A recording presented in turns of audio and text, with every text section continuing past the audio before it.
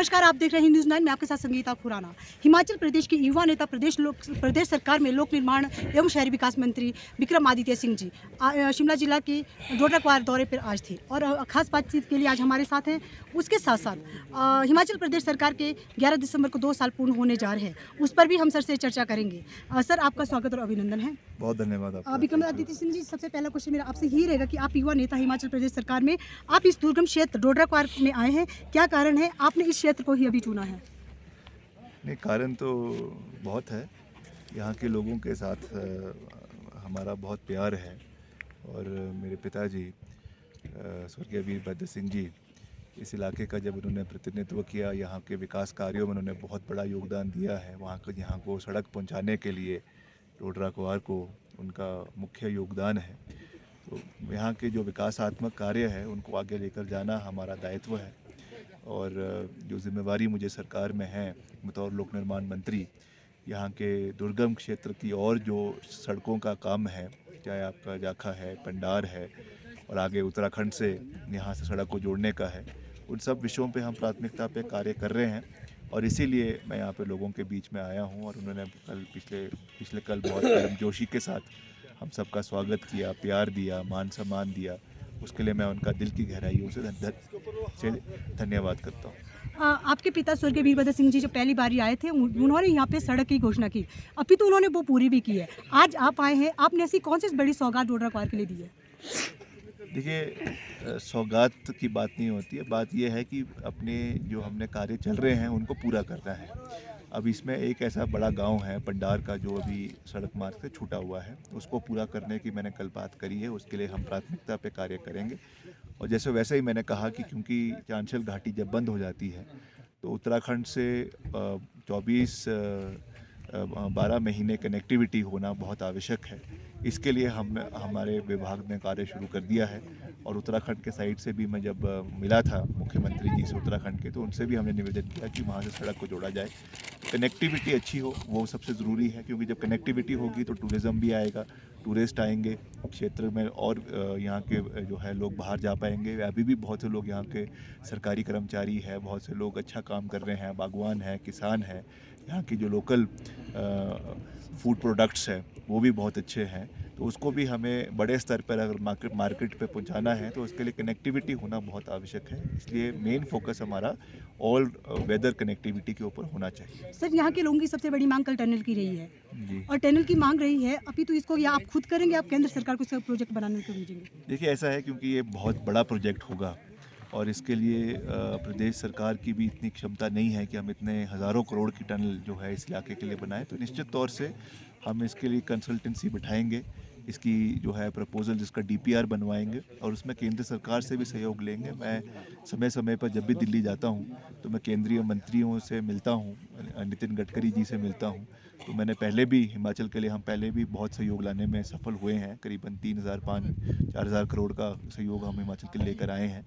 तो इस विषय को भी हम उनसे प्राथमिकता पे रखेंगे कि कुछ इसमें सहयोग हिमाचल सरकार का रहे, कुछ केंद्र का रहे, क्योंकि इसको अगर हम जोड़ेंगे तो निश्चित तौर से डिफेंस पॉइंट ऑफ व्यू से भी ज़रूरी है। आगे यहाँ से चाइना का बॉर्डर भी आता है कुछ दूर में उत्तराखंड के बाद, तो उस दृष्टि से भी ज़रूरी है, यहाँ के लोगों के लिए भी ज़रूरी है। तो उससे हम निश्चित तौर से केंद्र से भी इसमें सहयोग मांगेंगे। सर, सिरमौर जिला का जनजातीय क्षेत्र को ओबीसी का दर्जा दिया गया, हालांकि वो कोर्ट में अभी अधीन है।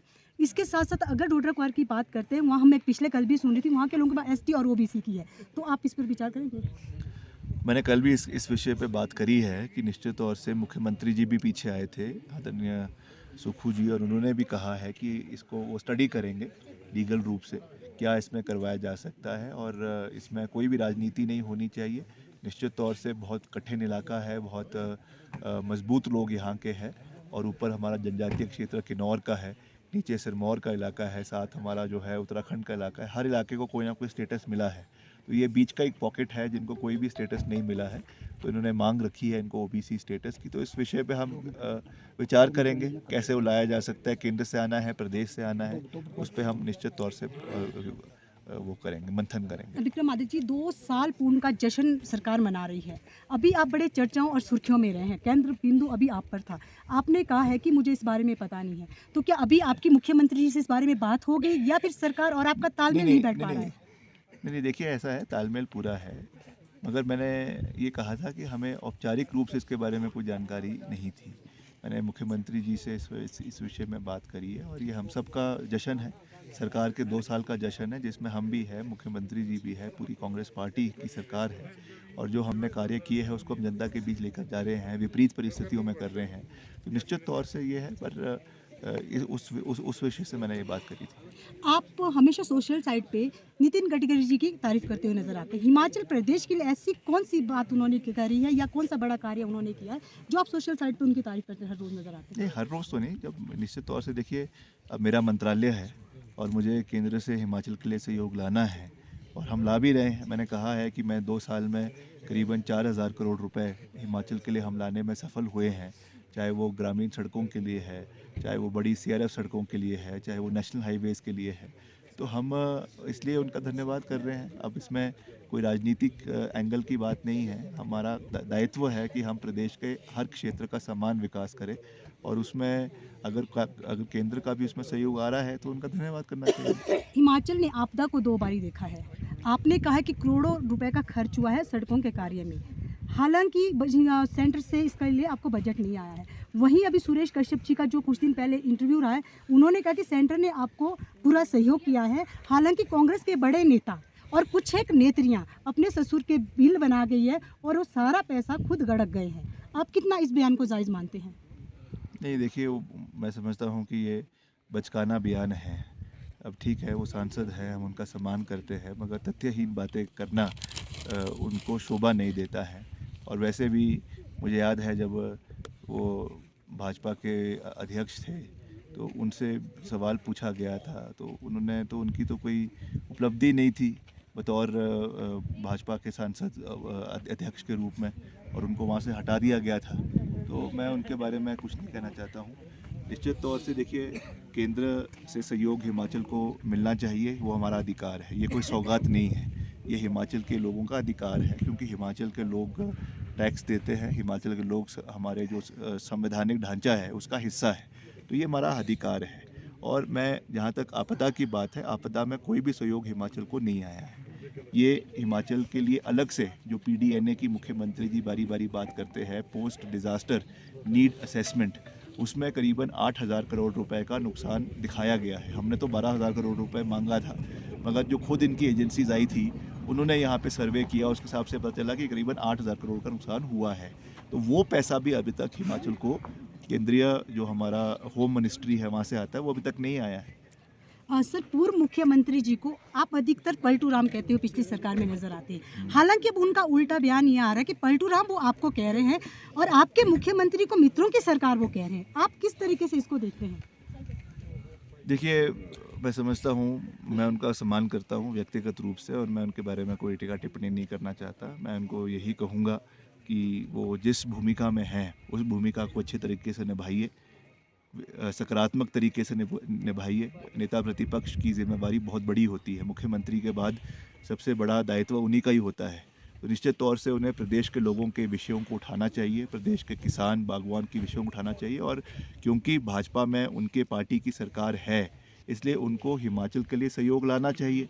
हर चीज़ में राजनीति करना, हर चीज़ में जो है वो उंगली करना, ये सही नहीं है। उनको सकारात्मक भूमिका निभानी चाहिए और हिमाचल के विकास में अपना योगदान देना चाहिए। सर, आप बार बार प्रधानमंत्री जी की भी तारीफ कर देते हैं, योगी मॉडल की भी आप तारीफ कर देते हैं। रात को आप पोस्ट डालते हैं, सुबह आप उसको हटा देते हैं। नहीं, हमने कोई पोस्ट हालांकि सर, ये पोस्ट हमने भी देखी है, आपकी सुबह वो हट जाती है। क्या आपका हाई कमान का आप पे दबाव रहता है? विक्रमादित्य जी एक ऐसा शब्द कहते थे, मैं सही को सही कहता हूँ, गलत को गलत कहता हूँ। नहीं, देखिए, तो सर, मैंने जो बात करी है मैं उस पर अडिग हूँ और उस पर कायम हूँ। जब मैं दिल्ली भी गया था, मैं अपने केंद्रीय नेतृत्व से भी मिला था और उनसे मैंने साफ कहा है कि हिमाचल के हित हमारे लिए सर्वश्रेष्ठ है। और जब मैं वापस शिमला आया, मैंने वहाँ पर भी मीडिया को ये बात कही, पूरे प्रदेश को ये बात करी कि हिमाचल के लोगों के हित हमारे लिए सर्वश्रेष्ठ है। हिमाचल की जो आंतरिक सुरक्षा है वो हमारे लिए सर्वश्रेष्ठ है। हिमाचल में कोई भी व्यक्ति प्रदेश के किसी भी, देश के किसी भी कोने से आ सकता है, उसमें कोई भी गलती या कोई भी कमी नहीं है, मगर उनकी वेरिफिकेशन होनी चाहिए, उनकी आइडेंटिटी जो है वो पता होनी चाहिए, ताकि अगर कोई भी गैर कानूनी काम होता है, कोई भी ऐसा काम होता है जिससे प्रदेश में माहौल ख़राब होता है तो जिम्मेवारी सुनिश्चित होनी चाहिए। वो बात मैंने पहले भी कही, आज भी कह रहा हूँ और आगे भी कहता रहूँगा। सर, विपक्ष का मानना है आपकी 10 गारंटियाँ, आप गारंटियाँ तो कर चुके हैं और पूर्ण एक गारंटी भी नहीं हुई। ओल्ड पेंशन की बात करूंगी बिजली विभाग के, उनको पेंशन तक नहीं मिली है, तो आपकी गारंटियाँ कहाँ जा रही है सर? रात को आप गारंटियों की बात निकालते हैं और दूसरे दिन आपकी भर्तियाँ खत्म हो जाती है। सर, इसको आप किस तरीके से सरकार देखिए, का- ऐसा है कि अब वचनबद्ध तरीके से हम उनको पूरा कर रहे हैं। ओपीएस को हमने पूरा किया है, 1500 रुपये पेंशन महिलाओं को हमने बहुत बड़े तबके को देना शुरू किया है। दूध की खरीद है वो आज ऐतिहासिक रूप से सबसे ज़्यादा बड़ी है। 45 रुपये दूध प्रति लीटर जो है वो ख़रीदा जा रहा है, उसके लिए नए प्लांट्स लगाए जा रहे हैं। वैसे ही हमारा जो है सुख आश्रय योजना शुरू करवाई गई है और वैसे ही हमारा रोज़गार योजनाएं प्रदेश के अंदर शुरू करवाई गई है।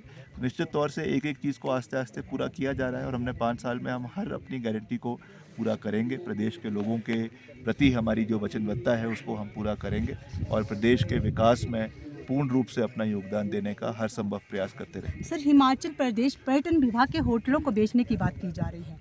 हालांकि अभी कर्मचारियों ने आरएसएस वाली को ही हटाने की बात कर दी है। क्या इस विषय पे आप कर्मचारियों का सहयोग करेंगे? देखिए ऐसा है, क्या वो सही है? नहीं, देखिए ऐसा है कि पहली बात तो हमारी सरकार ने कभी भी किसी भी होटल को बेचने की बात नहीं करी है। ये विषय बहुत लंबे समय से कोर्ट में चला हुआ है और ये तो खुद जब जयराम जी की सरकार थी, मुझे याद है हम विधानसभा में हमने इस विषय को उठाया था कि उस समय करीबन 10-15 होटलों को बेचने का प्रोसेस उनकी सरकार ने शुरू कर दिया था। वो तो जब दबाव पड़ा तब उसको उन्होंने बंद किया है। अभी तो ये मसला क्योंकि कोर्ट में था और कोर्ट में कुछ कर्मचारी जो है वो ग्रेच्युटी के लिए वहाँ पे गए हैं और उसके मुतलक जो माननीय हाई कोर्ट ने उसमें ऑर्डर दिया था कि कुछ होटलों को बंद किया जाए जहाँ पे 40% की ऑक्यूपेंसी है। मगर फिर जो कर्मचारी है उन्होंने उसमें अपनी दलील रखी है कि 40% ऑक्यूपेंसी एक चीज़ है, मगर उसके साथ साथ जो आपके वहाँ पर कैफ़े है, रेस्टोरेंट है, कोई शादी का बैंक्वेट है, कोई और वहाँ पे जो है कॉर्पोरेट फंक्शंस हो रहे हैं, उसको भी अकाउंट में लेना है। तो उसके बाद हाई कोर्ट ने इसको मॉडिफाई किया है और अब उसमें से बहुत से होटलों को खोल दिया गया है। अब तो मुझे लगता है कि सारे होटल्स को, पिछले कल का जो ऑर्डर आया है उसमें सारे होटल्स को फिर से खोलने का निर्णय ले लिया गया है। ये ज़रूर है कि इनको हमें प्रॉफिट मेकिंग बनाना है और उसके लिए चाहे वो आपके HPTDC है, चाहे आपका फॉरेस्ट कॉरपोरेशन है, चाहे आपके HPSIDC है, चाहे आपका ट्रांसपोर्ट कॉरपोरेशन है, ये सब जो है सरकारी PSUs है और ये लंबे समय से घाटे में चल रही है। ऐसा नहीं है कि आज से ही है, बहुत पिछली सरकारों से चले हुए हैं। तो इनको प्रॉफिटेबल बनाना ये सरकार का दायित्व है। उसके लिए सरकार लगातार कार्य कर भी रही है, मगर क्योंकि गवर्नमेंट अंडरटेकिंग्स है इसलिए उतना उसमें इनोवेशंस नहीं हो पाता जितना प्राइवेट सेक्टर में होता है। तो उस नज़रिए से हमें इसमें कुछ ना कुछ मॉडिफिकेशंस करने की आवश्यकता है, मगर उनके कर्मचारियों के हित को हम हमेशा जो है वो बचा के रखेंगे। कांग्रेस सरकार कर्मचारी हितैषी सरकार कहती है अपने आप को। अभी आपके सचिवालय के ही कर्मचारी मुंह मोड़ के बैठे हैं। यहाँ तक कि आपके एक मंत्री ने तो कोर्ट में हनन करने का केस डाल दिया। और क्या सरकार और कर्मचारी का तालमेल नहीं बिठा पा रहे हैं आप लोग? नहीं, देखिए हम तो लगातार उनसे बात कर ही रहे हैं। अब कुछ उनकी डिमांड्स है, कुछ DA की डिमांड्स है, कुछ एरियर्स की डिमांड है, उसको कुछ रूप से जो है वो पूरा भी किया गया है। मुख्यमंत्री जी ने अभी पीछे जो आपका 15 अगस्त में उसके लिए घोषणाएं भी करी है, उसको देने का प्रयास भी किया जा रहा है। मगर जो हिमाचल का पे स्केल है वो जो है उसकी तुलना पंजाब पे स्केल के साथ करवाई जाती है और उसमें बहुत जो है वो डिफरेंस है, इसलिए उसमें कभी कभी हमको समस्या आ जाती है और ये भी एक ओवरऑल जो है प्रोसेस है। हम कर्मचारियों से इसके लिए लगातार बात कर रहे हैं, मुख्यमंत्री जी भी बात कर रहे हैं और भी जो वरिष्ठ अधिकारी है वो भी बात कर रहे हैं। तो इसको जो है अब तो काफ़ी उसको ठीक भी कर लिया गया है, सुलझाया भी गया है। उनको काफ़ी अभी तो पीछे दिवाली के समय में 2 महीने की सैलरी एक ही महीने में दी गई, ये भी सरकार ने निर्णय लिया। तो आस्ते आस्ते सब चीज़ों को कर रहे हैं। हिमाचल भवन को अटैच करने के कोर्ट ने आदेश दिया है, यहाँ भी सरकार असमर्थ नजर आ रही है। इसमें क्यों चुप्पी साधी जा रही है? नहीं, चुप्पी की बात नहीं है। देखिए, ये सब मसले कोर्ट से निकल कर आ रहे हैं। हमको ये समझना है कि ये आज के मसले नहीं है। कोई ऑर्डर अगर आ जा रहा है तो वो उसकी जो पृष्ठभूमि है वो सालों से चली हुई है। ये जो मसला है मोज़र बियर कंपनी का, ये तो 2009 का है। 2009 में धूमल साहब की सरकार थी, उस समय से ये चल रहा है और उस समय से ये लाइबिलिटियाँ हैं। हमने तो अपने हितों को प्रोटेक्ट करना है, प्रदेश ने अपने हितों को प्रोटेक्ट करना है, मगर फिर भी कोर्ट के आदेश के बाद उसमें करीबन 64 करोड़ रुपए सरकार ने जमा कर दिए हैं और इस ऑर्डर को मॉडिफाई कर दिया जाएगा और ऐसा कोई भी सरकारी संपत्ति को बेचा नहीं जाएगा। ये कोर्ट का भी इसमें बातें रहती है, उस पर मैं कोई कोर्ट पे टिप्पणी नहीं करना चाहता, मगर प्रदेश के हितों की रक्षा करना हमारा दायित्व है और वैसे ही प्रदेश के जो इंटरेस्ट है उसके लिए लड़ना, चाहे वो हाई कोर्ट में है चाहे सुप्रीम कोर्ट में है, वो हम निश्चित तौर से लड़ेंगे।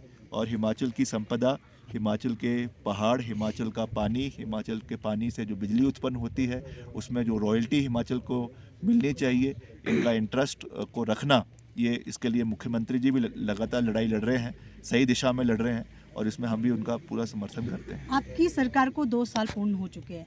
कई बारी आप सोशल साइट पे आप और आपके मंत्री दिखते हैं कि बीजेपी असमर्थ करने की कोशिश कर रही है और हालांकि बीजेपी का मानना है कि नहीं चलेगी सरकार। क्या आपको लगता है आपकी सरकार 5 साल चलेगी? क्यों नहीं चलेगी, बिल्कुल चलेगी। 2 साल भी चली है और पूरी मजबूती से चली है। बहुत से षड्यंत्र हुए, बहुत चीज़ें निकल कर आई, मगर जो है जनता ने अपना पूरा समर्थन दिखाया है। अभी भी जो ये CPS का मसला था, इसमें भी हमारी सरकार जो है वो सुप्रीम कोर्ट गई और सुप्रीम कोर्ट से उसमें राहत मिली है और जो इसमें 6 CPS थे उनको जो है वो अब CPS तो नहीं होंगे मगर उनकी विधायक रहेंगे और पूरी मजबूती से सरकार चलेगी और अपने कार्यों को आगामी 3 वर्षों में पूरा करेगी। क्या CPS की नियुक्ति सही थी? देखिए, ये एक राजनीतिक सवाल है और ऐसा तो बाय कानून बने हैं। 2006 का कानून था, उसके तहत इनकी नियुक्तियां हुई। पहले जब धूमल साहब की सरकार थी उस समय भी CPS रहे और विडंबना की बात यह है कि जिस व्यक्ति ने CPS का ये केस दायर किया था वो खुद ही CPS की ऑफिस ऑफ प्रॉफिट के या जो भी उसका लाभ है वो ले चुके हैं, आदरणीय श्री सत्ती जी, तो वो खुद इसका वो ले चुके हैं, तो किस मुंह से वो कोर्ट में गए। मगर फिर भी चलो, क्योंकि कानूनी प्रक्रिया है वो लड़ी है और उसमें अब उच्च न्यायालय ने सर्व उच्च न्यायालय ने सुप्रीम कोर्ट ने अपना जो है वो उसमें दिया है। सर, एक बड़ा क्वेश्चन है, प्रतिभा सिंह की अध्यक्षता में संगठन को भंग करने की मांग कर दी, कहीं ये लोकसभा चुनाव का कारण तो नहीं था? और हालांकि सर अभी जो नया चेहरा आना है आप उसको किस में देखेंगे? और काफ़ी सारे लोगों का मानना है कि हम विक्रमादित्य सिंह को भी उसमें देखना चाहेंगे कि आपकी युवा में पकड़ है। अगर आपको ये हाईकमान आदेश देता है अध्यक्ष बनने का, तो क्या आप मंत्री पद को छोड़ेंगे या फिर इस बारे भी दबदबाव खाली लॉज का ही रहने वाला? देखिए, ऐसा कुछ नहीं है। ये तो अब क्योंकि नई PCC बॉडी बन रही है और नए लोगों को नियुक्त किया जा रहा है और उसमें नए लोगों को लिया जाएगा, फ्रेश ब्लड को लिया जाएगा, अच्छे लोगों को पूरे प्रदेश में लिया जाएगा ताकि संगठन आने वाले समय के लिए मजबूत हो, अगले चुनावों के लिए मजबूत हो। उसके लिए कार्य करना अभी से ही शुरू करना है, इसलिए इस सब प्रक्रिया को है। बाकी जहाँ तक मेरी बात है, जो भी दायित्व मुझे पार्टी ने दिया है, चाहे सरकार में दिया है चाहे संगठन में दिया है, हमने हमेशा उसको पूरी निष्ठा से निभाया है। बतौर युवा कांग्रेस का अध्यक्ष, प्रदेश अध्यक्ष, मुझे 4-5 साल काम करने का मौका मिला। हमने नए युवाओं को जोड़ने का हर संभव प्रयास किया और आगे भी जो जिम्मेवारी पार्टी देगी उसको हम पूरी मजबूती से निभाएंगे। सर, ड्रग्स को लेकर, सिंथेटिक ड्रग्स को आपने कल भी कहा है, हिमाचल प्रदेश में आए दिन केसेस बढ़ रहे हैं। क्या केस बढ़ना या यूज़र को पकड़ना, मेन सप्लायर को पकड़ना, कहाँ सरकार और प्रशासन पीछे हट रहा है? क्यों नहीं बड़े यूज़र पकड़े जा रहे? सर, हिमाचल प्रदेश के अधिकतर युवा ड्रग्स में आ रहे हैं। इस बारी तो मैंने पिछले कल भी कहा कि बहुत अच्छा जो है कार्य शिमला पुलिस ने किया है। मैंने तो ऑन स्टेज कहा सर, कि ओनली एक SP डिस्ट्रिक्ट की अगर हम बात करेंगे, एक डिस्ट्रिक्ट की बात हो रही है सिर्फ अभी। नहीं, ऐसा हिमाचल नहीं है। प्रदेश, हालांकि सर पूरे भारत में दूसरे नंबर पे हमारा जिला आता है जिसमें कुल्लू, शिमला, मनाली और मंडी भी शामिल है। अदर स्टेट की अगर हम पूरे डिस्ट्रिक्ट की बात निकालेंगे तो एक महीने में 500 से अधिक केस बढ़ रहे हैं। तो इसमें सर आपको नहीं लगता कि एक स्ट्रॉन्ग एक्ट होना ज़रूरी है? नहीं, एक्ट तो ऑलरेडी इसका है, NDPS का कानून है, उसमें संशोधन भी समय समय पर किए गए हैं और उसमें बहुत से लोगों को गिरफ्तार भी किया गया है। केवल जो यूज़र्स है उन्हीं को नहीं, कंज्यूमर्स है उन्हीं को ही नहीं, मगर जो इसकी तस्करी कर रहे हैं और जो इसके नेटवर्क्स बने हुए हैं उनको तोड़ना भी बहुत ज़रूरी है। उसके ऊपर भी सरकार और पुलिस विभाग कार्य कर रहा है।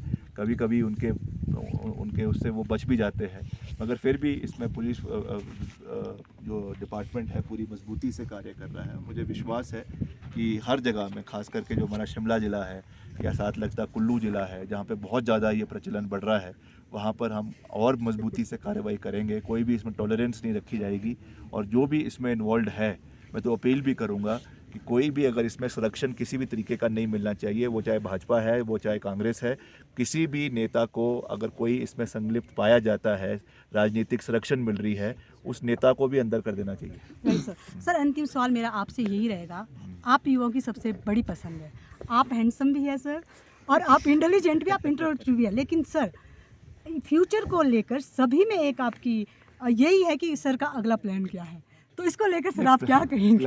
प्लान तो कुछ नहीं है, प्लान तो अभी कार्य कर रहे हैं, जिम्मेवारी सर पूरी ये है। व्यक्तिगत जीवन से है, राजनीतिक जीवन को हटकर। नहीं सब ठीक है, चलता है। Sir my best wishes for your future. Thank you. और हमारे साथ है विक्रमादित्य सिंह, कैबिनेट मंत्री हिमाचल प्रदेश सरकार, जिन्होंने बेबाकी से अपने विषय को हमारे साथ रखा है। आपका सर बहुत बहुत धन्यवाद।